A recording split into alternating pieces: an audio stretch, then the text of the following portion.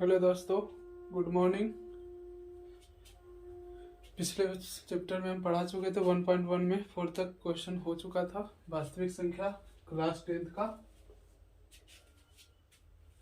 ठीक है दोस्तों, आज लास्ट क्वेश्चन सॉल्व करते हैं 1.1 का 5 नंबर।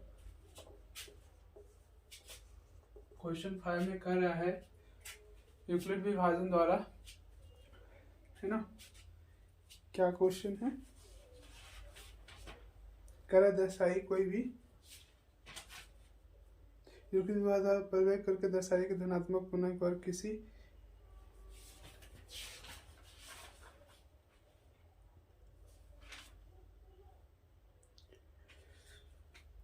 धनात्मक पूर्णांक घन, है ना।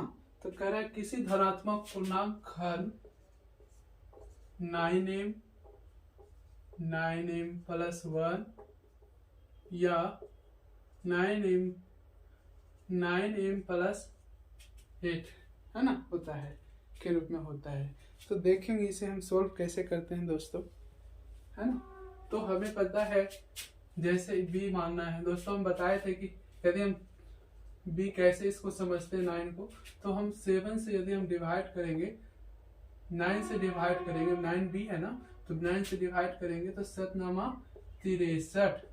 यहाँ क्या आ जाता है दोस्तों, कटम कटम, है ना, 1। यानी कि a बराबर पढ़ाए थे दोस्तों यूक्लिड प्रमेय द्वारा कि b³ प्लस r, है ना। तो b कौन हो गया, 9 हो गया, इंटू क्यू कितना है, 7 है, और 1 रिमाइंडर, तो 9b हो गया ना दोस्तों। इस प्रकार 9 को हम समझते हैं कि b कौन। ठीक है दोस्तों, चलिए अब कुछ मान लेते हैं। माना कि धनात्मक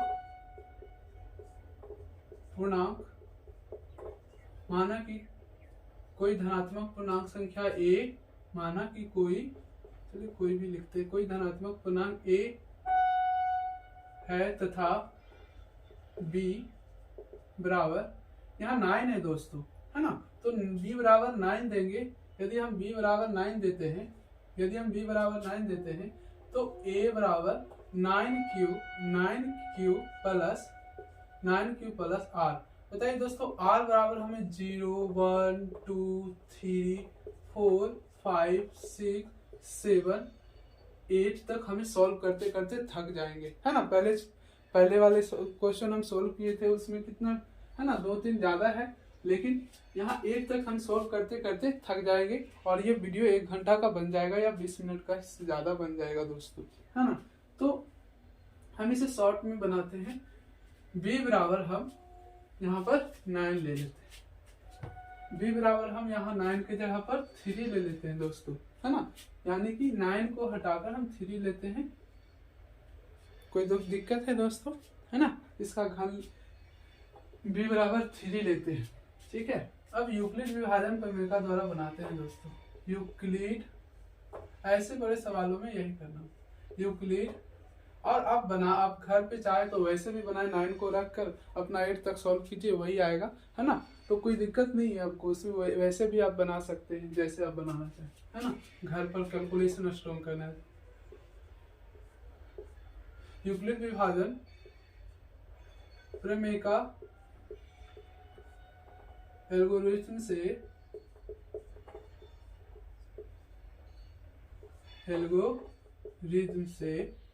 देखेंगे दोस्तों। यूक्लिड विभाजन प्रमेय का एल्गोरिथम से क्या करेंगे, तो आप पढ़े थे a बराबर b³ प्लस r, जहां 0 से बड़ा या बराबर r हो और b से छोटा r हो। ठीक है, ये हम पढ़े थे ना, ये हम पढ़े थे। हाँ सर, पढ़े थे, पीछे वाले क्वेश्चन में भी आप पढ़ाए थे। कितने बार पढ़े हैं सर? अब तो हमें याद हो गया होगा सर। ठीक है, बहुत अच्छा, याद हो गया तो अच्छा है। जो बच्चे को नहीं भी याद हुआ है वो बार बार बनाएंगे तो याद हो जाएगा। मेहनत से ही सब कुछ आता है दोस्तों, और मेहनत के साथ साथ हम समझाते हैं, उसे आप ध्यान पूर्वक समझते जाइए। बिल्कुल सब क्वेश्चन सोल्व होगा आपसे, एक भी क्वेश्चन मैट्रिक बोर्ड का नहीं छूटेगा दोस्तों, है ना। तो अब यहाँ पर a बराबर हम b को क्या मान लिए थे दोस्तों, 3 मान लिए थे, तो 3 क्यूब प्लस r। अब बताइए दोस्तों, 0 से बड़ा बराबर r होना चाहिए, और कितना से छोटा, यानी कि 3 से छोटा r होना चाहिए। b बराबर 3 है तो 3 से छोटा r होना चाहिए। ठीक है, तो r बराबर हम क्या लेते हैं, r बराबर हम 0 लेंगे, क्योंकि 0 से बड़ा या बराबर लेने बोला तो बराबर 0 होगा, और फिर 1 होगा, फिर 2 होगा, 3 होगा दोस्तों, नहीं 3 से छोटा लेना है ना। तो एक मान रखते हैं दोस्तों, r बराबर 0 लेने पर, 0 रखने पर, r बराबर 0 रखने पर हमें a बराबर यहाँ पर 3q प्लस r का वैल्यू कितना है, यहाँ r है दोस्तों, तो r के जगह पर हम 0 लिए थे तो 0 लेंगे। अब इसका, अब a बराबर क्या हो जाएगा दोस्तों, 3q, क्योंकि 0 को लिख सकते हैं, नहीं लिखेंगे कोई दिक्कत नहीं है, 3q हो गया। यहाँ पर भी इसका भी घन बोला है, घन 9m इसका रूप आता है, होता है, तो a का q और इसका भी घन निकालते हैं 3q का, तो 3q का घन कितना हो जाता है 27q पर q, है ना। अब इसको हम कॉमन लेते हैं दोस्तों, कॉमन लेंगे तो ये क्या हो जाएगा, 9 कॉमन लेते हैं तो 3q पर q, है ना, 3q पर q। यहाँ पर हम मान लेते हैं दोस्तों, माना 3q पर q बराबर m, है ना। तो यहाँ पर 3q के ये इतना बराबर हम m मान लिए दोस्तों, तो यहाँ पर क्या होगा 9m, है ना, तो 9m के रूप में आ रहा है। ठीक है, यहाँ तक कोई दिक्कत नहीं। अब हम r बराबर 1 लेने पर, r बराबर 1 लेने पर, ठीक है ना, जैसे हम 3q का घन किए यहाँ पर ये, है ना, तो इसको कॉमन 9 को कॉमन लेकर फिर 3q पर q, है ना, उसको हम m मान लेते हैं तो हमें 9m प्राप्त होता है। ठीक है, अब r बराबर 1 लेने पर तो हम a बराबर 3q प्लस r का वैल्यू कितना लिए 1 लिए, a का घन किए, इधर भी घन यानी q किए, है ना। अब a प्लस b का होल क्यूब फॉर्मूला आ गया दोस्तों, 3q प्लस 1 का होल क्यूब, है ना, यानी कि इसका होल क्यूब का फॉर्मूला क्या होता है, तो a प्लस b का whole cube equal a cube plus 3a square b plus 3ab square plus b cube, ये इसका फॉर्मूला होता है दोस्तों, a cube plus b cube का, है ना, आइडेंटिटी होता है, कोई दिक्कत नहीं है दोस्तों, है ना। अब देखिए यहाँ पर समझते हैं हम, 3q का कह रहा है a प्लस बी का होल क्यू का फॉर्मूला है 3q क्या है a Q plus 3a square, तो a स्क्वायर कितना है 3a स्क्वायर इंटू b, तो 1 है b, है ना, प्लस 3q इंटू 1 पर स्क्वायर है दोस्तों, और फिर प्लस बी क्यू कितना है, बी क्यू कितना है तो 1 पर क्यू हो जाएगा, है ना। अब नीचे ऊपर सॉल्व कर लेते हैं दोस्तों इसको, है ना। अब इक्वल यहाँ पर तो हमें कितना प्राप्त हो गया, अब जैसे q का वैल्यू निकालना है तो q 3 पर घात 3 है दोस्तों, तो इसको हम कैसे लिखते हैं 3 इंटू 3 गुना 3 गुना 3, 3 तिया 9 और 9 तिया 27, इसका वैल्यू कितना आ जाता है 27। 2 का भी निकालेंगे 2 दूनी 4, 4 दूना 8, यानी कि 2 का क्यूब 8 होता है ना। तो ये क्यूब को निकालने सभी को आता है, उम्मीद होगा मुझे, है ना, सबको आता है। तो यहाँ पर 3 क्यूब पर क्यूब है तो इसको 27 लिखेंगे, प्लस यहाँ पर है 3 इंटू 3, यहाँ पर देखेंगे कितना है 3 क्यू है ना, तो क्यू पर 3 क्यू पर स्क्वायर है दोस्तों, तो यहाँ कितना हो जाएगा 3 तिया 9 क्यू हो जाएगा दोस्तों। और फिर 1 का वैल्यू आता है, 1 का वैल्यू नहीं भी लिखेंगे तब भी चलेगा, क्यू पर स्क्वायर है प्लस यहाँ पर ये क्या हो जाएगा 3 तिया 9 क्यू, है ना, इसका 1 लिखेंगे नहीं लिखेंगे दोस्तों।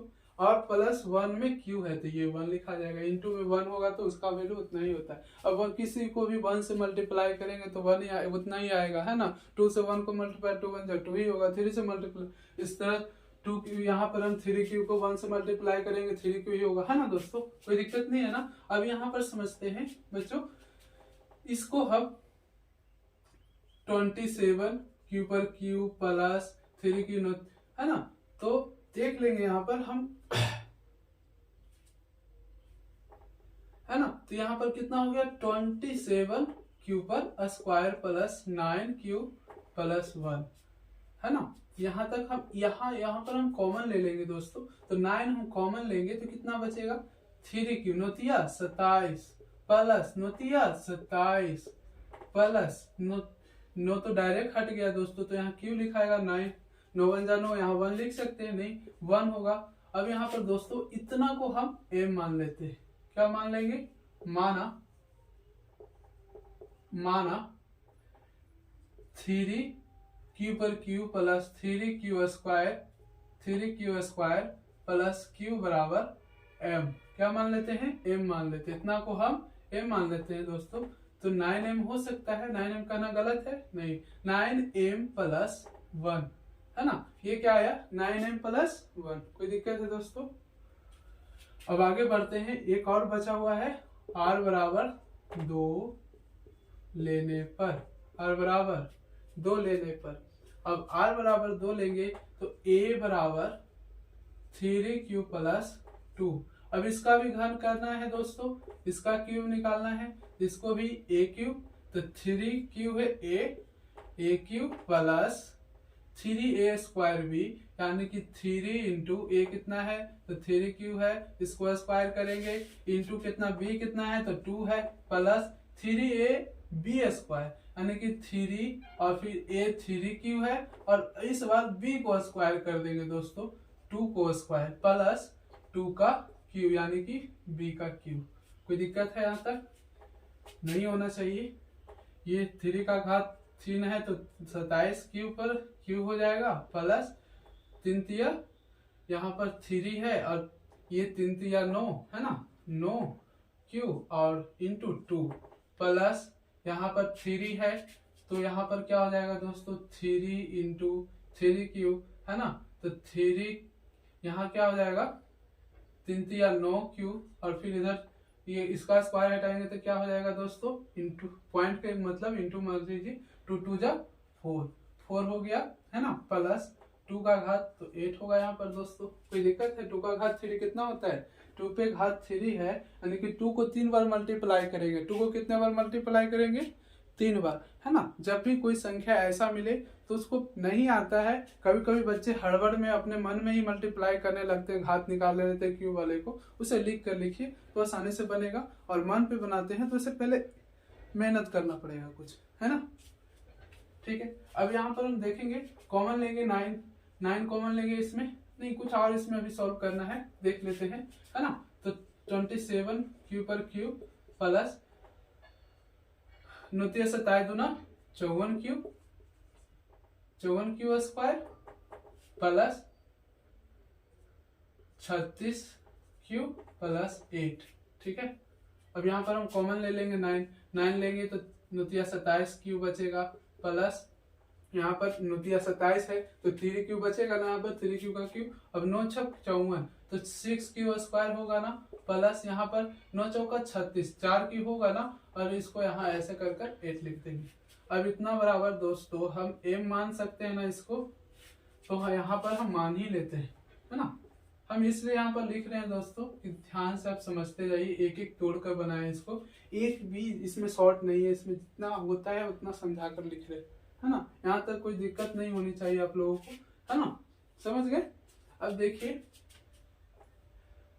3 क्यू पर Q plus 6 Q square plus 4 Q बराबर m, तो हम इसको बराबर m माने तो 9m प्लस 8, बताइए घर 9m के रूप में आता है ना, होता है, इसका भी 9 1 के रूप में होता है और 9 1 के रूप में होता है, यानी कि किसी भी कोई भी, है ना, यूक्लिड विभाजन के द्वारा हम 9m और 9m प्लस 1 9m प्लस 8 के रूप में होता है, जहां m बराबर कोई पूर्णांक हो, है ना। समझ गए।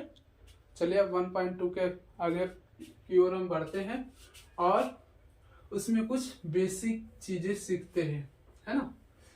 बेसिक ही सीखेंगे तो ही कुछ कर पाएंगे दोस्तों, है ना। हमारा शरीर भी टिश्यू, सेल, है ना, ये सब से बनकर ही बना है, यानी कि छोटी चीजें सीखना हमें बहुत इम्पोर्टेंट है। छोटी चीजें जानकारी होगी तभी हम कुछ बड़े समस्या को सोल्व कर सकते हैं दोस्तों, ठीक है।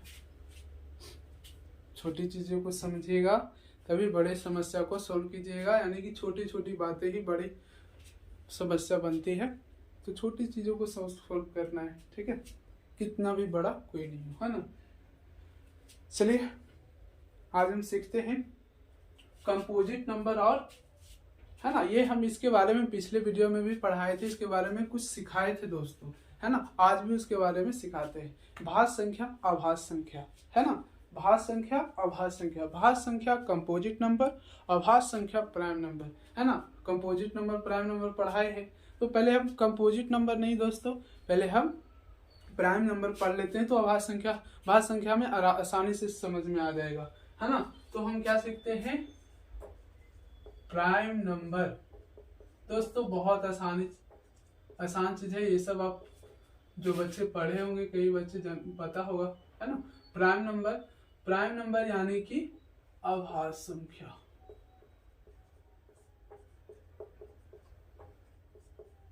Prime number has only 2 factor, 1 and itself. पढ़ा है ना। Prime number has only 2 factor, यानी कि 2 ही फैक्टर इसका निकलेगा, और वो भी एक 1 होगा और एक खुद का पहाड़ा में होगा, खुद का टेबल में होगा, खुद का टेबल में होगा। समझ गए ना। तो पहले समझा देते हैं, फिर इसका डेफिनेशन हम लिखेंगे, है ना। समझना जरूरी है ना। डेफिनेशन रटकर कहाँ जाना है, समझकर बनाना है हिसाब को, समझकर सब कुछ करना है ना। तो प्राइम अभाज्य संख्या, अभाज्य संख्या समझना है, ठीक है। अभाज्य संख्या हम उसे कहेंगे, जैसे 2 हो गया, 2 का हम कह रहे हैं 1 एंड इटसेल्फ, 1 एंड इटसेल्फ, है ना। इटसेल्फ यानी कि स्वयं, एक खुद, एक 1 का टेबल में वो आएगा, एक स्वयं का टेबल में आएगा दोस्तों। तो 2 है, तो 2 क्या 1 का टेबल में आता है, हाँ सर, 1 2 जा 2 होता है, और 2 का टेबल में आता है, और कोई टेबल में आता है दोस्तों, और कोई टेबल में, 3 का टेबल में, 4 का टेबल में, 5 का टेबल में नहीं आता है सर। तो ये बस 2 ही फैक्टर है इसका। कितना फैक्टर आ रहा है, 2 फैक्टर आ रहा है, और वो भी कौन कौन, क्या शर्त, प्राइम नंबर का शर्त निभा रहा है ना ये, है ना। प्राइम नंबर को ही फॉलो कर रहा है। 2 का टेबल क्या कर रहा है, 1 का टेबल में आता है, एक स्वयं का टेबल में आता है, यानी कि 2 एक क्या है दोस्तों, 2 एक क्या है बच्चों, प्राइम नंबर अभाज्य संख्या है ना। प्राइम नंबर अभाज्य संख्या है, वैसी संख्या जो 1 और स्वयं के टेबल में 1 और स्वयं को छोड़कर, है ना। तो वैसी संख्या क्या होगी दोस्तों, प्राइम नंबर होगी। वैसी संख्या जो 1 और स्वयं को छोड़कर पूरा पूरा भाग ना लगे, तो वो क्या होता है, प्राइम नंबर होता है, ठीक है। कोई दिक्कत। चलिए 2 और 1 देख लेते हैं, इसका डेफिनेशन लिख देते हैं।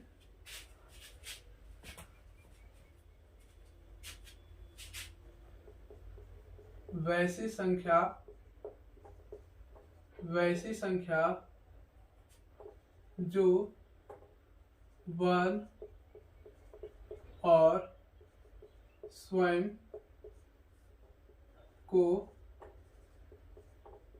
छोड़कर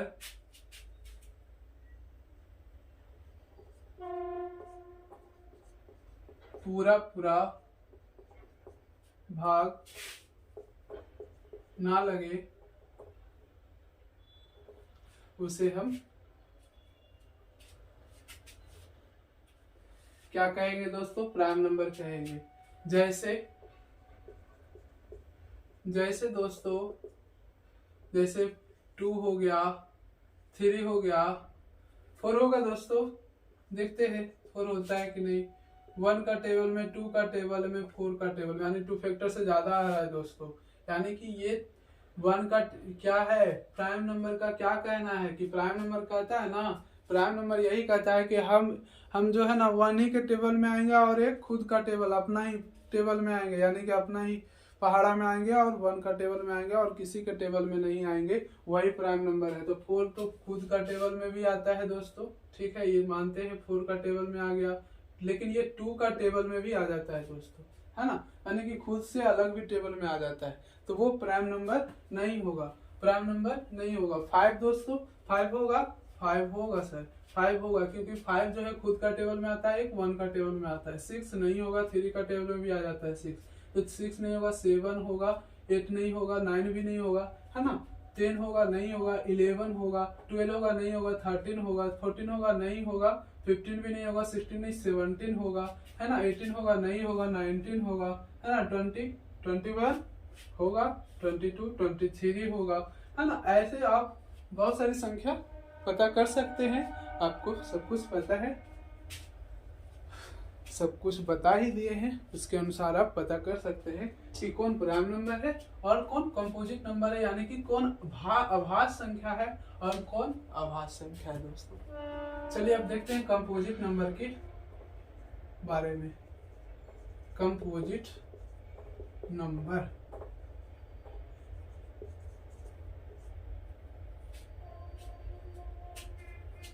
है ना, कंपोजिट नंबर सीख लेते हैं दोस्तों।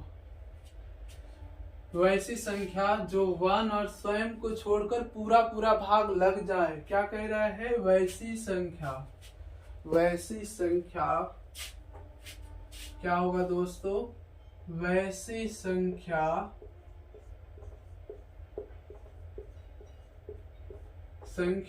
जो 1 और स्वयं को छोड़कर पूरा पूरा भाग लग जाए, है ना, यहाँ पर कहे थे ना लगे, यहाँ पर लग जाए, है ना, तो ना लगे और लग जाए, ये पढ़ाए हुए हैं प्राइम नंबर। कंपोजिट नंबर वो है दोस्तों, जैसे 4 अभी बताए, है ना, तो 4 अभी 2 का टेबल से 2 का भी टेबल में आता है, यानी कि दूसरे के भी टेबल में आ जाता है, और खुद का टेबल और 1 के टेबल में भी आता है, तो 1 और छोड़कर और भी कोई टेबल में आ गया, वो समझिए कंपोजिट नंबर है। अब जैसे 6 है दोस्तों, 6 है, 6 3 का टेबल में, यानी कि 1 का टेबल में, 2 का टेबल में आता है, 3 का टेबल में आता है, बताइए 6 का टेबल में, इतना फैक्टर बन जाता है इसका, यानी कि 2 टेबल में और दूसरे टेबल में भी आ जाता है।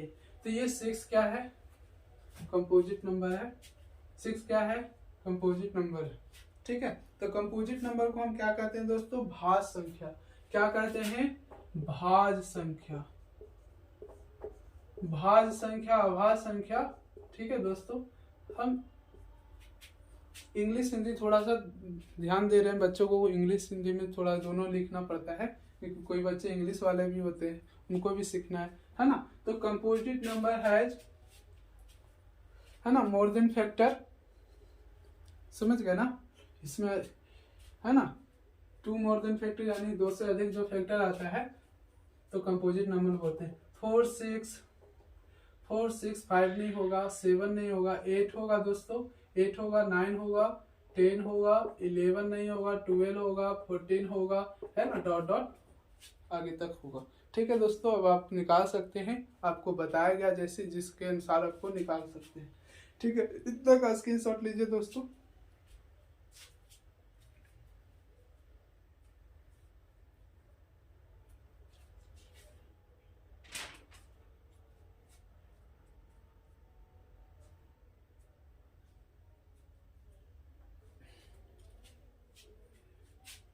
बताइए इस अभाज्य संख्या का सबसे छोटी संख्या क्या है, सबसे छोटी संख्या 2 जो है सबसे छोटी संख्या है, अभाज्य संख्या की सबसे छोटी संख्या 2 है ना, तो सबसे छोटी संख्या क्या है अभाज्य संख्या की,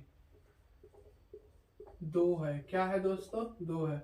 और अभाज्य संख्या, भाज्य संख्या यानी कंपोजिट नंबर का सबसे छोटी संख्या क्या है, 4 है, सबसे छोटी संख्या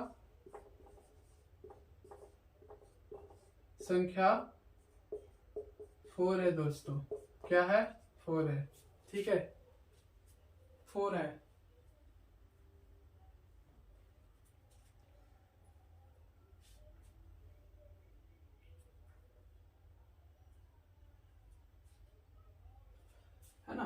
एक कह रहा है सभाज्य संख्या, एक और पढ़ने का आता है दोस्तों, यानी कि इसे हम क्या कहते हैं, को प्राइम नंबर। क्या? को प्राइम नंबर, को प्राइम नंबर। सह अभाज्य संख्या, को प्राइम नंबर। वैसी है ना, इसको देख लीजिए, बहुत इजी है। वैसी दो संख्या है ना जिनका HCF बराबर 1 हो, है ना, HCF 1 हो। समझ गया ना? अब जैसे देख लीजिए, कुछ भी है, आप 2 3 का HCF निकालिए, भाग विधि द्वारा सिखाए हैं आपको। 2 का HCF निकालेंगे 3, एक बार में 2 आएगा, फिर यहाँ पर 1 आएगा, यहाँ से 2 से भागा देंगे, 1 1 2 2 कट गया पूरा, यानी कि HCF कितना है दोस्तों, HCF 1 आया, है ना। तो यानी कि 2 3 1 क्या है, HCF 1 आया, यानी कि यह एक दो संख्याओं जिनका HCF 1 आया, वो एक को प्राइम नंबर है, सभाज्य संख्या है। कोई दिक्कत है दोस्तों? यहाँ तक आप समझ लीजिए, ठीक है। ठीक है, हम इसे इरेज कर रहे हैं दोस्तों। अभाज्य गुणनखंड सीखते हैं, है ना, बचपन में बहुत पढ़े होंगे अभाज्य गुणनखंड। अभाज्य गुणनखंड, अभाज्य गुणनखंड। अभाज्य गुणनखंड दोस्तों, जैसे हम कोई भी संख्या लेते हैं 16, 2 8 जा 16, 2 4 जा 8, 2 2 जा 4 और 2 1 जा 2। ऐसे बनाए होंगे ना, बचपन में बहुत सर सिखाए होंगे आपको, है ना। तो ऐसी संख्या क्या कहते हैं? अब देखिए 16 का क्या होगा, 16 इक्वल 2 इंटू 2 इंटू 2, है ना, कितने बार, 4 बार है ना, तो 4 बार लिखेंगे इसको हम। कितना हो गया, 16 आएगा ना इतना मल्टीप्लाई करने के बाद, है ना दोस्तों। कोई दिक्कत है यहाँ तक? इसको हम ऐसे भी लिख सकते हैं, कितना है, 4 है, यानी कि 2 4 बार है, 2 का घात 4 हो गया। कोई दिक्कत है?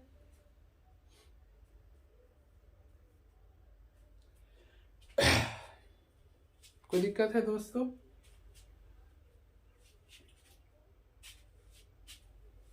ठीक है, कुछ आगे इसमें सीखना है हमें। अंकगणित के आधारभूत, देखिएगा अंकगणित आधारभूत, है ना, अंकगणित के आधारभूत।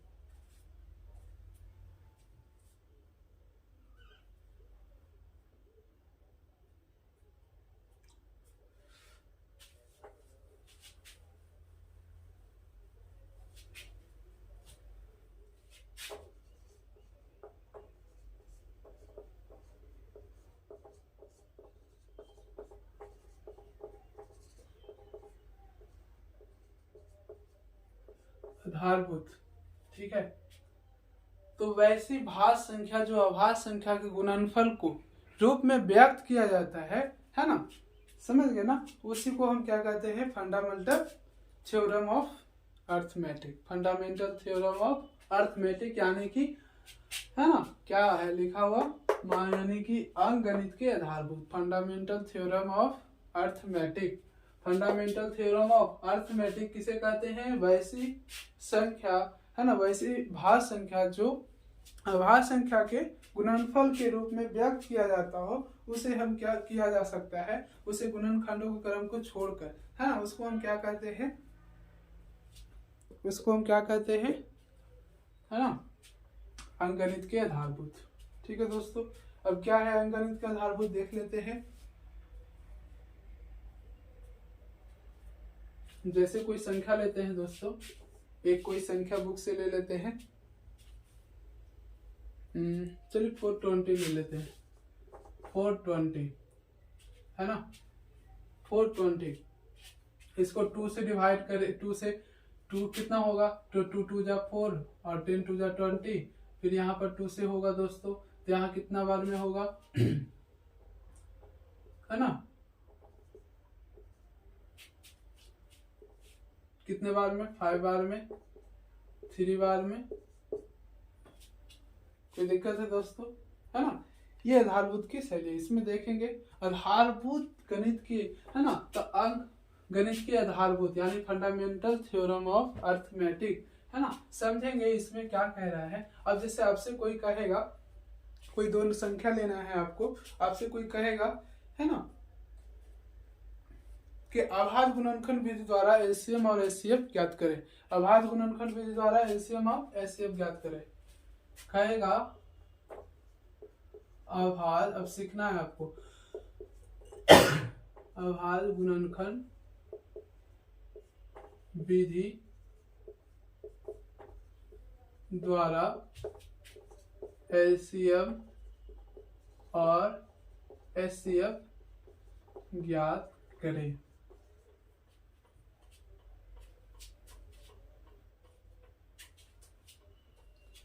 अब जैसे एलसीएम और एचसीएफ, है ना, lower common factor, high common factor, ठीक है। एलसीएम एचसीएफ समझते हैं, लासा मासा, ठीक है। अब देखिए कोई भी संख्या लेते हैं हम, यहाँ पर एक ले लेते हैं 10, एक ले लेते हैं 12, ठीक है।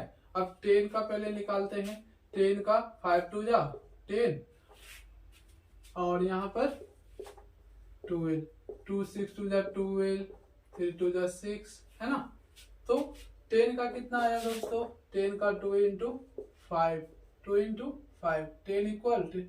अब यहाँ पर 12 का ले लेते हैं दोस्तों, तो 2 इंटू 2 इंटू 3, 3 2 जा 6, 6 2 जा 12, यानी कि एक ये क्या बन रहा है ना। एचसीएफ कैसे, कितना इजी है निकालना इसमें, है ना, आभाज्य गुणनखंड विधि द्वारा। देखिए तो सीख गए ना आप, आभाज्य गुणनखंड विधि द्वारा एचसीएफ निकालना, यानी कि एचसीएफ बराबर क्या होगा दोस्तों, 2 होगा, है ना। ये दोनों एक एक घर ढूंढना है आपको, एक मैचिंग ढूंढना है कि जो 2 है 2 है, ऊपर भी 2 आएगा, ये नीचे भी, है ना। अब इसको एचसीएफ मान लेंगे, ठीक है। एचसीएफ बराबर 2। एलसीएम क्या होगा दोस्तों, जो घर वाले होंगे ना, जो जैसे ये एक गोला वाला है, इसे गोला बना लीजिए आप, या आप समझिए, है ना, खुद को। तो एक 2 लिखेंगे इससे ये दोनों मिलाकर एक 2 हुआ, और फिर 2 इंटू 3 इंटू एक 5 ऊपर वाला बचा हुआ 5, इसका एलसीएम निकल गया। 2 2 जा 4, 4 3 जा 12, 12 बचे 12 बचे 60, 12 5 जा 60, ठीक है। ऐसे में एचसीएफ कैसे निकलता है देख लिए दोस्तों, कोई दिक्कत नहीं है ना यहाँ तक, ठीक।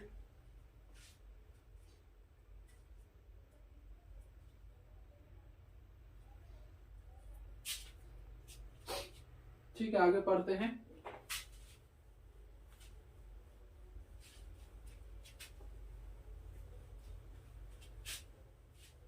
बस बेसिक सिखा रहे हैं दोस्तों, हल्का हल्का झलक देते जा रहे हैं। एचसीएफ, एचसीएफ, है ना, एचसीएफ और एलसीएफ, एचसीएफ और एलसीएफ,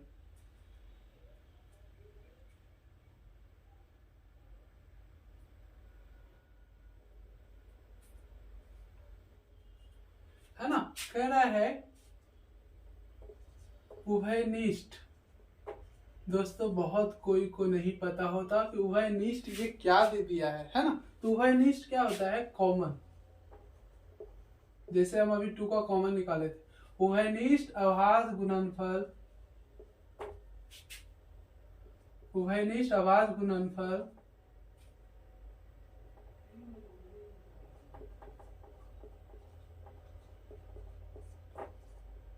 के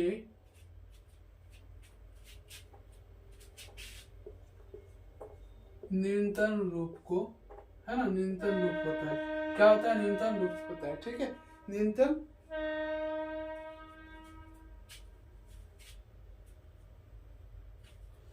गलत लिख दिया, अभाज्य गुणनखंड के न्यूनतम घात का गुणनफल, न्यूनतम घात का गुणनफल, इसका जस्ट ऊपर उल्टा लिखिए। अभाज्य गुणनफल के अधिकतम घात का गुणनफल है ना, अभाज्य गुणनखंड के अधिकतम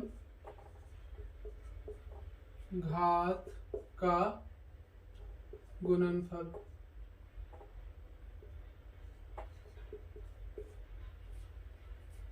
ठीक है, ये नोट करना चाहते हैं नोट कर लीजिए।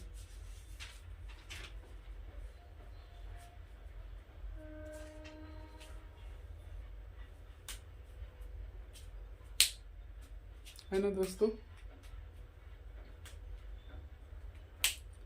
2-3 सवाल देते हैं दोस्तों, जो कि आप इसे खुद सॉल्व कीजिएगा, है ना, खुद सॉल्व कीजिएगा।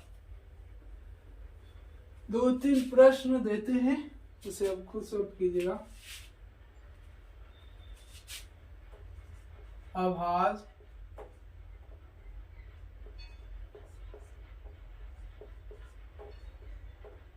गुणनखंड के द्वारा एलसीएम और एचसीएफ ज्ञात करें, है ना। इसे पीछे वाले में हम क्या एचसीएफ कैसे निकालने सिखाए थे दोस्तों, भाग बीज द्वारा भाग कर निकालते थे एचसीएफ, है ना, डिवाइड देकर। अब इस बार गुणात्मक गुणनखंड के द्वारा आपको एलसीएम और एचसीएफ निकालना है।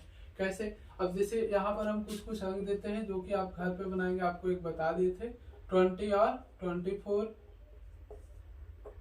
36, 70,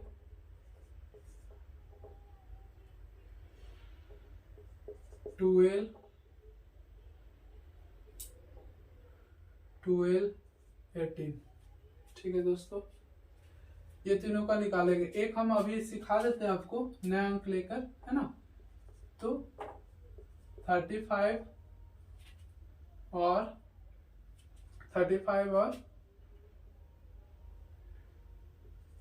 30 अंक लेते हैं। 35 का पहले निकाल लेते हैं दोस्तों, तो 5 बार मिलेगा, 7 5 जा 35। ठीक है, और ये 30 है, 2 बार में 15 2 जा 30, 15 2 जा 30, और 3 बार में 5 3 जा 15। ठीक है, तो देखिए 35 का क्या आया, 5 × 7, और 30 का कितना आया, 2 × 3 × 5। एक बार और समझा रहे हैं, ध्यान से समझिएगा, फिर ये तीनों क्वेश्चन आप घर से खुद सॉल्व करेंगे तभी आपको कुछ समझ में आएगा, है ना। 30 जब खुद मेहनत करेंगे, कुछ नया नया क्वेश्चन बनाएंगे, इसके बाद 1.2 हम स्टार्ट करेंगे दोस्तों। ठीक है, अब देखेंगे यहाँ पर कौन मैच खा रहा है, यानी कि 5 और 5, है ना, ये दोनों पहले अंक में आ रहे हैं, यानी कि एचसीएफ हम क्या लेंगे, 5। एचसीएम क्या होगा दोस्तों, तो एक 5 तो इससे लिख लेंगे, ये घर वाले से, और फिर एक 7 बचेगा, फिर 2 3 मल्टीप्लाई कर देंगे, 2 3, तो 7 3 2 जा 3 दूना 6, 7 6 42, और 42 बचे, है ना। तो हो जाएगा 5 दूनी 10 का 0, 4 दूनी 8, और 4 5 20, 4 5 20, और 21,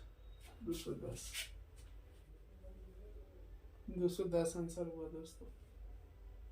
ठीक है, एलसीएम 210 आया, एचसीएफ 5 आया। ठीक है, इसी प्रकार बनाना है ये तीनों क्वेश्चन यहाँ तक के लिए, फिर आगे कल पढ़ाएंगे दोस्तों, कल के वीडियो में आएगा। ठीक है, धन्यवाद वीडियो देखने के लिए, और समझ में आता है दोस्तों तो जरूर शेयर कीजिए, है ना।